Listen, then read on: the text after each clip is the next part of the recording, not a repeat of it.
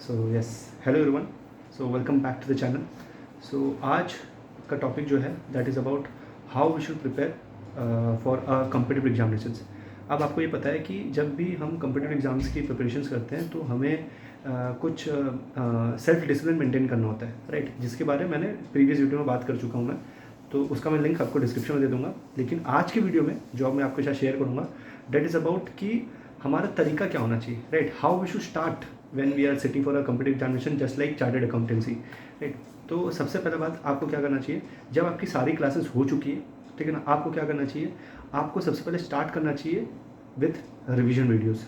सबसे पहले आप चालू करो अपना रिवीजन वीडियो, और वो आपको कैसे करना है, आप आपके कोई भी टीचर है उसका, फॉर एग्जांपल एफआर की मैं अगर बात करूँ, फाइनेंशियल रिपोर्टिंग की बात करूँ, तो आपने क्या करना, उनका रिवीजन वीडियोस खोल लो और साथ में साथ आप अपना नोट्स को देखते हो जाओ, जो भी आपने नोट्स मेंटेन करा था, बनाया था ड्यूरिंग योर क्लासेस, राइट। तो उसको आपने ओपन करते चलना और देखना है कि सारा चीज़ इनकॉर्पोरेट है कि नहीं आपके कॉपी पर, ठीक है ना। इसके होने के बाद आपने क्या करना है, जब आपका सारा ऐसा रिवीजन वीडियोस हो गया, then you should move forward towards self study. तब जब आप सेल्फ स्टडी कर रहे होंगे ना, तब आपको कोई भी रिवीजन वीडियोस नहीं देखना है। तो मैं इसलिए आपको पहले बोल रहा हूँ कि वीडियोस पे ज़्यादा भरोसा नहीं करना है। तो इसलिए सबसे पहले इनिशियल स्टेज में आप क्या करो, सारा रिवीजन वीडियोस देख लो। उससे क्या होगा, सारा चीज़ें आपके इनकॉर्पोरेट हुए हैं कि नहीं है क्या कॉपी पे, उसको आपको पता चल जाएगा। देयर आफ्टर आपने क्या करना है, आपने सेल्फ स्टडी करना है। तब आपने उस समय कोई भी टीचर का वीडियोज़ नहीं देखना है।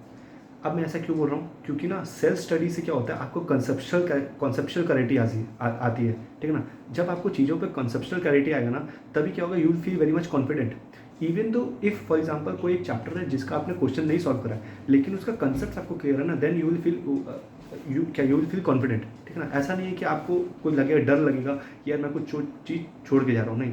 जब आप चीज़ों को करके जाते हो ना, जब आप कंसेप्ट क्लैरिटी लेते हो ना, तो आपको चीज़ों में कॉन्फिडेंट आती है। हालांकि मैं ये नहीं बोल रहा कि आप खाली कंसेप्ट क्लैरिटी लेके जाओ, क्योंकि ऐसा गलती मैं कर चुका हूँ अपने नवंबर 23 के टाइम में, जहाँ पे मेरे को लगता था कि यार मेरे तो कंसेप्ट क्लियर है, तो अगर मैं कुछ चीज़ों का क्वेश्चंस ना देख के हो जाऊँ तो मेरे को चल जाएगा। नहीं, ऐसा नहीं करना है। आपने हर एक चैप्टर्स की क्वेश्चंस देखते हुए चलना है। और तो और जब आप टीचर्स के क्वेश्चन सॉल्व कर रहे हो ना, आप साथ ही साथ आप ये भी देखते हो चलना है कि आईसीएम मैट के हर एक क्वेश्चन आप कवर करते हुए चल रहे हो। इवन तो आप टीचर्स के क्वेश्चन करो ना करो कोई फ़र्क नहीं पड़ता, लेकिन आईसीएम मैट का क्वेश्चन आपने देखते हुए चलना है।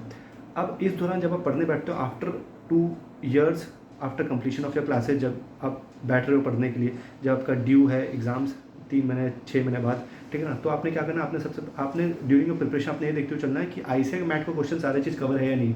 क्योंकि क्या होता है ना, आईसीए फॉर एग्जांपल जैसे एफआर के पेपर पर क्या एफआर के सब्जेक्ट पे आईसीए ना कुछ क्वेश्चंस ऐड करते हुए चलते हैं अपने मैट पर, जो आपका टीचर शायद इनकॉर्पोरेट नहीं किया होगा क्योंकि उनका बुक ही 2 साल पुराना है। तो आपने क्या करना, आपने आईसीए मैट को देखते हुए चलना है, ताकि हर एक क्वेश्चन आप क्लियर आप देखते हुए चल रहे हो, ठीक है। चौथी बात क्या आती है, चौथी बात ये आती है, जब आप एमटीपी आरटीपी की बात करता हूँ, एमटीपी आरटीपी आपने रीड करते हुए चलना है, या माई वर्ड्स क्लियरली, मैंने बोला रीड करते हुए चलना है। आपने प्रैक्टिस करना है, दैट इज़ नॉट ज़रूरी। ये ज़रूरी नहीं है कि आपने प्रैक्टिस करते हुए चलना है ना, आपने रीड करते हुए चलना है। मैं ऐसा क्यों बोल रहा हूँ रीड करते हुए चलना है, जब रीड करते हो तब आप मल्टीपल एमटीपीज मल्टीपल आरटीपीज देख पाते हो। जब मैं अगर 3 घंटे डेडिकेटली क्या लिखूंगा ना, तो मैं इतना आरटीपीज एमटीपी सॉल्व नहीं कर पाता हूँ। तो आपने रीड करते हुए चलना है ताकि आप नंबर ऑफ क्वेश्चन ज़्यादा देखो।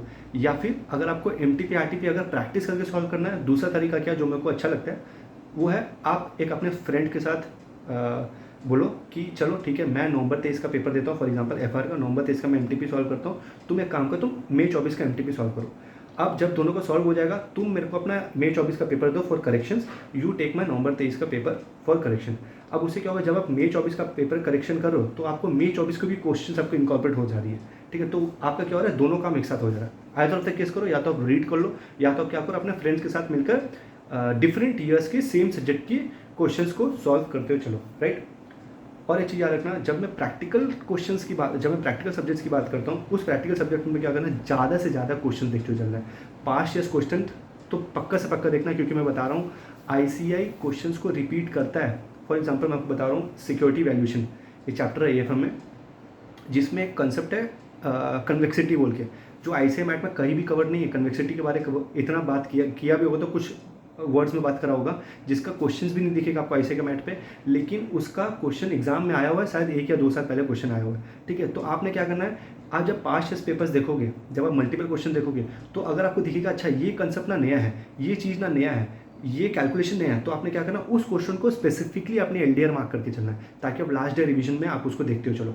जैसे मैंने करके चला था, तो आप भी वैसे ही संग संग करते हो चलना। तो अब कब हो पाएगा, जब आप मल्टीपल क्वेश्चन, ज़्यादा से ज़्यादातर क्वेश्चन आप देखोगे। ये हो गया प्रैक्टिकल की बात। और थ्योरी की बात क्या होती है, थ्योरी की बात क्या होती है, थ्योरी की बात ये होती है कि आपको डेली बेसिस में 2 से 4 आवर्स आपको डेली बेसिस में आपको थ्योरी को देना।